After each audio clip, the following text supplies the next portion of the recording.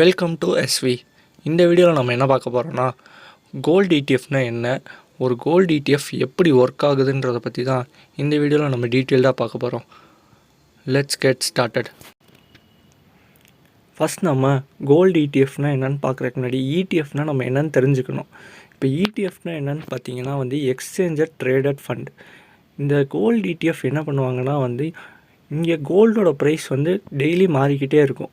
இந்த ப்ரைஸை கரெக்டாக ஃபாலோ பண்ணி இதை அப்படியே ரெப்ளிகேட் பண்ணுவாங்க கோல்டு இடிஎஃபாக. இப்போ ஒரு எக்ஸாம்பிளுக்கு கோல்டோட ப்ரைஸ் இன்றைக்கி 1% இறங்கியிருக்குன்னா இந்த கோல்டு இடிஎஃபோட ப்ரைஸும் 1% இறங்கியிருக்கும். இதே இன்றைக்கி கோல்டோட ப்ரைஸ் 1% இன்க்ரீஸ் ஆகிருக்குன்னா இந்த கோல்டு இடிஎஃபோட ப்ரைஸும் 1% இன்க்ரீஸ் ஆகும். இப்போ நம்ம ஒரு கோல்டு வாங்குகிறோன்னா அது ஏன் நம்ம ஃபிசிக்கல் ஃபார்மேட்டில் இல்லாமல் இந்த மாதிரி ஒரு கோல்டு இடிஎஃப்லாம் வாங்குகிறோன்னு சொல்லி நம்ம தெரிஞ்சுக்கணும்.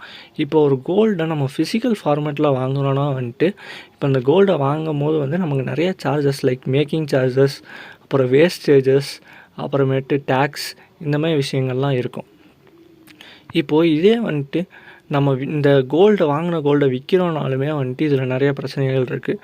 லைக் பியூரிட்டி செக் பண்ணுவாங்க, அது போக நிறைய சார்ஜஸ், இந்தமாதிரி விஷயங்கள்லாம் போடுவாங்க. ஸோ தட் ஃபிசிக்கலாக நம்ம கோல்டு வாங்குறதுல இந்தமாதிரி பிரச்சனைகள்லாம் இருக்குது. இப்போ இந்த கோல்டை நம்ம இடிஎஃப் ஃபார்மேட்டில் வாங்குகிறோன்னா இந்த கோல்டை நம்ம டிஜிட்டலாக தான் ஹோல்டு பண்ணுவோம். ஸோ தட் இந்த கோல்டுக்கு பியூரிட்டி பிரச்சனை கிடையாது. இந்த கோல்டுக்கு மேக்கிங் சார்ஜஸ், அதாவது செய்கூலி, சேதாரம், இந்தமாதிரி விஷயங்கள்லாம் கிடையாது. இப்போ இந்த இடிஎஃப்பை நம்ம வாங்குறதோ விற்கிறதோ ரொம்ப ஈஸி. நம்ம இந்த டிமேட் அக்கௌண்ட்லேயே வாங்கி விற்றுக்கலாம். இதே நம்ம ட்ராக் பண்ணுறதுமே நம்ம டிமேட் அக்கௌண்ட் யூஸ் பண்ணி ட்ராக் பண்ணிக்கலாம்.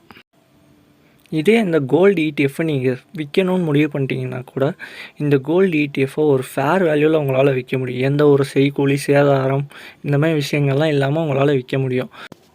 இப்போ நீங்கள் ஒரு ஃபிசிக்கலாக கோல்டு வாங்கணும்னு நீங்கள் நினைக்கிறீங்கன்னா கூட இந்த கோல்டை நீங்கள் ஒரு மினிமமாக லைக் கிராம் கணக்கில் தான் வாங்க முடியும். இதை நீங்கள் கோல்டு இடிஎஃபாக வாங்குறீங்கன்னா இதை நீங்கள் டிஜிட்டலாக தான் ஹோல்டு பண்ணுவீங்க. ஸோ தட் நீங்கள் இதை 1 யூனிட் 2 யூனிட் இந்த மாதிரி கூட வாங்கிக்கலாம். ஒரு யூனிட்டோட ப்ரைஸ் 55 ருபீஸ். இதை நீங்கள் ரொம்ப கம்மி அமௌண்ட்டாக இருக்கனால நீங்கள் இதில் கொஞ்சம் கொஞ்சமாக கூட இன்வெஸ்ட் பண்ணி சேர்க்கலாம்.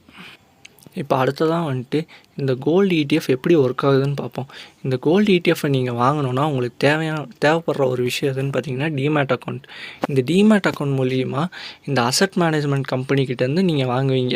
இப்போ லெட்ஸ் அஸ்யூம் நீங்கள் ஒரு 10 யூனிட் வாங்குறீங்கன்னா அதுக்கு ஈக்குவலண்ட்டான இந்த ஃபிசிக்கல் கோல்டு இந்த அசட் மேனேஜ்மெண்ட் கம்பெனி வாங்கி பேக் பண்ணி வச்சுருக்கணும். இதில் இந்த கம்பெனி ஃபிசிக்கலாக நம்ம கோல்டை வாங்கி பேக் பண்ணாட்டி நமக்கு பணத்தை இழக்க வேண்டிய நிலமை வருமானு கேட்டிங்கன்னா அப்படி இல்லை. ஏன்னா இது செபியால் கண்ட்ரோல் பண்ணுறது. இந்த செபி அந்த அசட் மேனேஜ்மெண்ட் கம்பெனியில் நிறைய ஆடிட்ஸ்லாம் நடத்துவாங்க, நமக்கு பிரச்சனை வராமல் பார்த்துக்குவாங்க. இப்போ அடுத்ததான் இந்த கோல்டு இடிஎஃப்பை வாங்குறதுக்கு முன்னாடி நம்ம என்னென்ன விஷயங்கள்லாம் பார்க்கணும்னு சொல்லி பார்ப்போம். இப்போ ஒரு கோல்டு இடிஎஃப்பை வாங்குறதுக்கு முன்னாடி நீங்கள் 3 விஷயங்கள் பார்க்கணும்.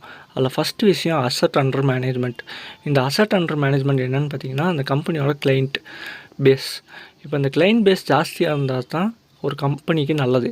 இப்போ அந்த அசட் அண்டர் மேனேஜ்மெண்ட் கம்மியாக இருந்துச்சுன்னா இப்போ நம்மளால் ஒரு இடிஎஃப் விற்கணும்னு நினச்சா கூட அதை விற்கிறது கஷ்டமாக இருக்குது. ஏன்னா அந்த சைடு பையர்ஸ் இருக்க மாட்டாங்க. ஸோ தட் இது அதிகமாக இருக்கணும். அடுத்ததான் நம்ம பார்க்குறது எதுன்னு பார்த்தீங்கன்னா எக்ஸ்பென்ஸ் ரேஷியோ.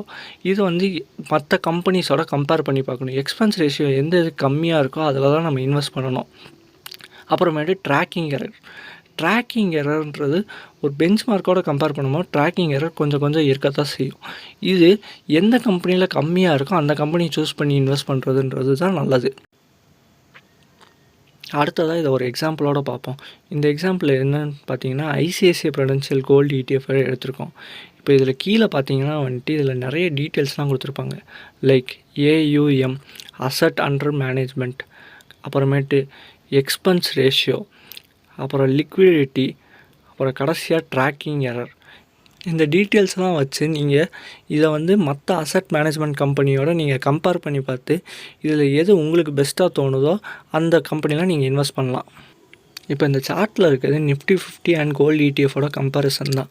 இப்போது நீங்கள் பார்த்தீங்கன்னா இந்த கோவிட் டைம்லலாம் ஸ்டாக் ப்ரைஸ் பயங்கரமாக கீழே இறங்கியிருக்கு. ஆனால் அந்த டைமில் கோல்டோட ப்ரைஸ் நல்லா இன்க்ரீஸ் ஆகிருக்கு. ஸோ தட் நீங்கள் இதை ஸ்டாக் மார்க்கெட்டில் எதுவும் கிராஷோ எதுவும் வந்துச்சுன்னா கூட இது அதுக்கு அகெயின்ஸ்டாக பிஹேவ் பண்ணி நல்லா உங்களுக்கு ரிட்டர்ன்ஸ் தரும்.